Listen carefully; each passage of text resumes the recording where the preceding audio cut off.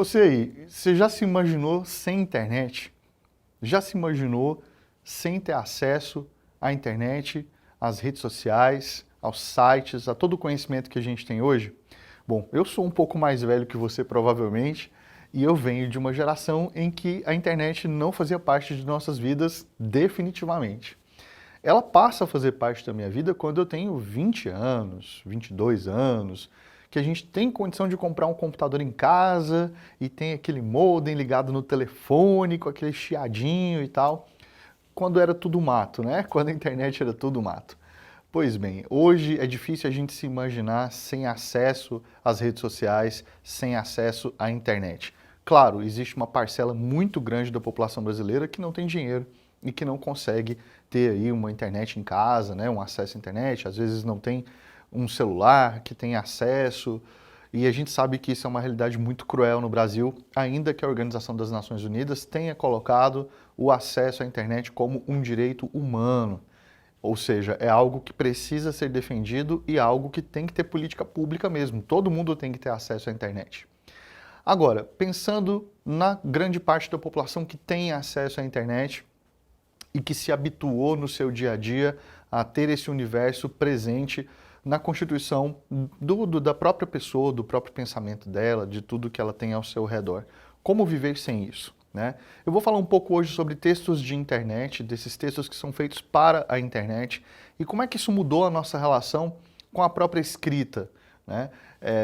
Quando a gente era mais novo, quando eu era criança, eu me lembro muito de os meus professores do ensino fundamental falarem que a gente tinha pouca leitura, né? Que o acesso à informação era o grande problema da nossa sociedade. Que a nossa sociedade era uma sociedade muito alienada porque a gente lia pouco, ou porque a gente se informava pouco, ou porque os livros eram caros demais e a gente tinha pouco acesso a isso. Hoje, com a popularização da internet e com o acesso ao conhecimento de forma muito mais rápida, nós estamos escrevendo muito mais e lendo muito mais do que em qualquer outra época da história. Isso não significa necessariamente que a escrita tenha melhorado ou mesmo que a nossa capacidade crítica tenha melhorado também. Ainda que eu tenha a sensação que hoje as pessoas são mais críticas do que antes, a realidade às vezes me mostra o contrário disso. Bom, vamos refletir um pouco aqui sobre como é que são esses textos para a internet e como é que essas relações sociais com os textos mudaram com o passar do tempo. Aqui a gente tem as redes sociais. O que são as redes sociais? As redes sociais são ambientes virtuais que reúnem várias pessoas em torno de interesses em comum. Então você tem redes sociais, por exemplo, que visam conectar amigos, fazer com que esses amigos fiquem próximos. Você tem, por exemplo, redes sociais que visam conectar pessoas que não se conhecem, seja para ter relacionamento amoroso, seja para ser amigo e por aí vai. Você tem redes sociais, por exemplo, que é para você acompanhar o que as pessoas estão falando sobre este momento. Como é o caso do Twitter, por exemplo, né? A gente tem aqui o símbolo do Twitter que traz essa ideia para nós, né? O microblog que faz com que a gente esteja acompanhando o que está acontecendo no mundo neste momento e as pessoas que a gente segue. Então você vai ter redes sociais dos mais variados tipos. Então tem rede social que você segue, por exemplo, para ver as fotos que as pessoas que você segue postam. Né? As pessoas postam fotos e quais são as legendas que elas escrevem ali, o que elas estão dizendo sobre aqueles momentos. Então, é isso, tem rede social de todo o tipo e ali a gente tem uma série de gêneros que surgiram por conta dessas redes sociais. Então, muitos gêneros são surgidos nesse período. Enquanto as redes sociais são criadas, gêneros vão surgindo com o passar do tempo. A gente passou a usar o termo post, por exemplo, que é um termo em inglês, né, que significa postagem. A gente passou a empregar esse termo aqui com maior frequência, né, porque era um termo que simplesmente não era empregado antes da internet. A gente não usava esse termo em português. É um termo em inglês, inclusive, né, e a gente passa a usar esse termo e post significa postagem, e é um termo genérico, porque ele pode se referir a qualquer tipo de postagem. Se eu simplesmente publico uma foto no meu Instagram, isso é um post. Se eu escrevo um textão lá no Facebook e publico, isso é um post. Se eu publico um vídeo lá no Twitter, com uma coisa que eu achei engraçada, divertida e tudo mais, isso é um post. Se eu escrevo um texto depois de ter colocado um vídeo, isso também é uma postagem. Então é um termo genérico. Mas o que eu quero dizer é que a gente passou a usar esse termo porque a gente passou a fazer postagens. Nós passamos a fazer posts dos mais variados tipos, nas mais variadas redes sociais, né? A gente tem, por exemplo, o tweet, beleza? Tweet é um gênero surgido com o Twitter. Ah, Guga, mas não existia antes o Telegrama? O Telegrama não era um gênero semelhante ao tweet? Se a gente pensar na quantidade de caracteres, sim. O Telegrama, se eu não estou enganado, ele tinha 160 caracteres. O Twitter é uma rede social cujos textos tinham 140 caracteres até alguns anos atrás, ou poucos anos atrás. Daí o Twitter teve uma mudança, sofreu uma atualização e aí os tweets passaram a ter 280 caracteres, ou seja, dobrou a quantidade de caracteres para escrita desses pequenos textos. Eu achei mais confortável escrever um pouco mais ali, depois que o Twitter aumentou para 280 caracteres, ficou mais fácil usar essa rede social. Tem uma característica semelhante do Telegrama, porque é algo que é instantâneo, é algo que é daquele momento, é algo que está sendo sentido naquela hora, né? Mas é um pouco diferente, porque o Telegrama tinha esse sentido de ser um aviso, e um aviso urgente para ser chegar até alguma pessoa, né? Era algo para ser instantâneo mesmo.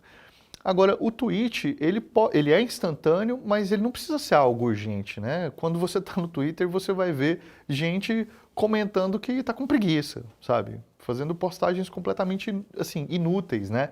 Não é algo urgente que necessita muito da atenção de todo mundo. As pessoas estão livres ali para poder fazer as postagens sobre quase qualquer assunto da maneira quase que elas quiserem, com uma liberdade bastante grande, exceto se você for um chefe de estado que estiver divulgando fake news. Aí o Twitter derruba seu tweet, como aconteceu em alguns casos, né, que a gente viu com alguns presidentes aí que eu não vou citar aqui.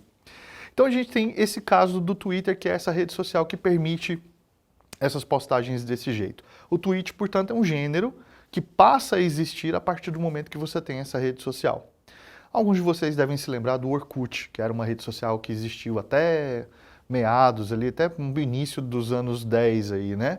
A gente teve essa rede social que era muito forte aqui no Brasil, ela era a rede social mais forte que tinha, né? E no mundo, onde mais se tinha gente no Orkut era aqui no Brasil, né? E é uma rede que durou durante um bom tempo, e aí ela tinha os seus próprios gêneros também. Então tinha, por exemplo, os depoimentos, né, que a gente deixava para as pessoas e a pessoa poderia deixar esse depoimento público, que era uma espécie de texto de elogio e reconhecimento e tudo mais. Ou podia ser um texto só que a pessoa só ia ler, né, um texto que a pessoa podia aceitar ou não publicar aquele depoimento. Tinha o scrapbook, né, que era onde as pessoas escreviam os textos umas para as outras, fazendo comentários sobre aquelas postagens ali. E aí a dinâmica do Orkut foi mudando, mudando, até que o Facebook chegou com muito mais força, o Orkut desapareceu, as pessoas migraram para o Facebook e para outras redes sociais. O fato é que aqueles gêneros existiram durante aquele curto espaço de tempo. E isso é uma coisa muito interessante de ser observada, porque os gêneros, em geral, eles têm uma sobrevivência grande. O gênero costuma durar muitos e muitos anos. Para um gênero morrer, tem que ter uma revolução linguística. E o que a gente está vivendo nesse período da criação das redes sociais é exatamente essa revolução linguística. Porque a cada nova rede social, um novo gênero surge e às vezes um gênero que antes era muito utilizado deixa de existir. Eu vou citar aqui o exemplo do blog, tá? Tem as direct messages aqui que a gente tem no Instagram, tem lá no Twitter também, e outras redes sociais possuem também uma mensagem direta para alguém, tá? Só essa pessoa recebe essa mensagem, só ela lê. Então a gente chama isso de DM, né? É um gênero textual também. É um gênero textual específico. Ah, mas ele é tipo uma mensagem de WhatsApp? Sim, ele é tipo uma mensagem de WhatsApp. Só que ele ocorre dentro de uma rede social específica. Então ele é diferente do WhatsApp, né? Ainda que o texto possa ser o mesmo, ainda que a função seja basicamente a mesma, o simples fato de eu estar escrevendo uma direct message dentro, por exemplo, do Instagram, já tem uma diferença de eu escrever uma mensagem para uma pessoa no WhatsApp. São plataformas diferentes, são suportes diferentes, né? Mas eu ia falar sobre o blog. Blog é uma palavrinha que resume o que é o termo completo, que é weblog. Weblog significa postagem da internet, tá? O blog surge em 1999. E naquele ano o blog assume um papel de uma espécie de diário online. É como se as pessoas começassem a escrever sobre suas vidas, assim como elas faziam nos diários, só que elas começam a fazer isso para postar na internet. Olha o quanto isso é diferente de um diário, porque as pessoas escreviam diários e elas mantinham aquilo fechado a sete chaves, elas não mostravam aquilo para ninguém, porque era o seu espaço de desabafo, eram as suas intimidades que estavam sendo colocadas, né, no papel ali. E eu me lembro assim de ver diários que tinham cadeado, inclusive. Né? As meninas principalmente escreviam muito diário, tinha diário que tinha cadeado, ninguém podia ler aquilo era secreto. E aí, com o blog, os diários praticamente deixaram de existir. Hoje você tem diários profissionais, né? Por exemplo, um diário de bordo, você vai ter alguma coisa nesse sentido, assim, de diário profissional. Mas esse diário mesmo, que existia antes, que a pessoa escrevia ali, ele mudou um pouco.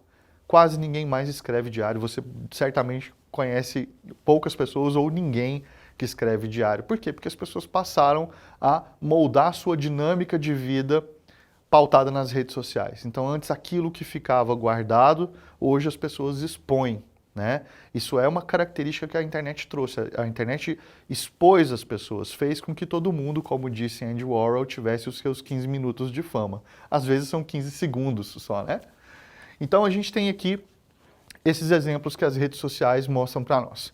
Temos o universo da interação, e aí a internet é muito legal nesse sentido porque ela promove os diálogos entre as mais diversas esferas da sociedade. Às vezes uma pessoa vai fazer um comentário ali numa foto de um ator famoso e esse ator vai responder. Às vezes existe uma interação ali que antes da internet não existia, uma proximidade maior. Quando você pega uma rede social como o Instagram, por exemplo, e acompanha a vida de pessoas que são muito conhecidas, às vezes a pessoa posta uma foto ali de dentro da casa dela. É uma coisa de bastidor mesmo, que antes a gente não tinha acesso, mas agora ali a pessoa faz questão de se expor, ela quer mostrar aquilo ali e a gente está interessado em ver também.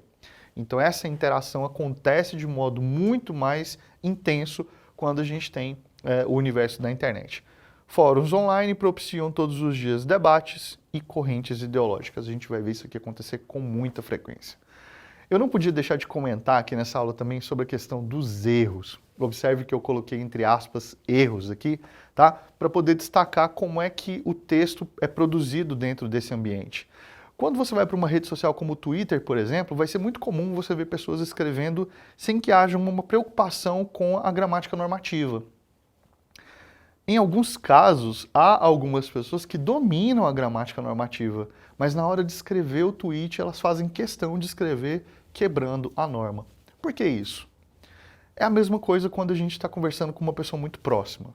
Se eu estou conversando com um amigo meu que é muito próximo, eu vou procurar utilizar uma linguagem que seja mais solta, mais coloquial, menos formal, obedecendo a menos essas regras exatamente para tornar o ambiente mais amistoso, mais leve. E isso vai acontecer nas redes sociais também. Então, não dá para a gente ficar exigindo que as pessoas escrevam na internet com um português padrão, porque esse não é um ambiente que exige um português padrão. Se a pessoa estiver redigindo um documento, se ela estiver fazendo uma dissertação, tudo bem. Mas na internet está liberado escrever numa gramática um pouco mais solta. Tudo bem? Bom, então aqui a gente falou um pouco sobre os textos para a internet, comentei um pouco com vocês sobre as redes sociais, como é que se dá a interação e também a questão das postagens com erros, entre aspas aí, beleza? Espero que você tenha gostado. Valeu!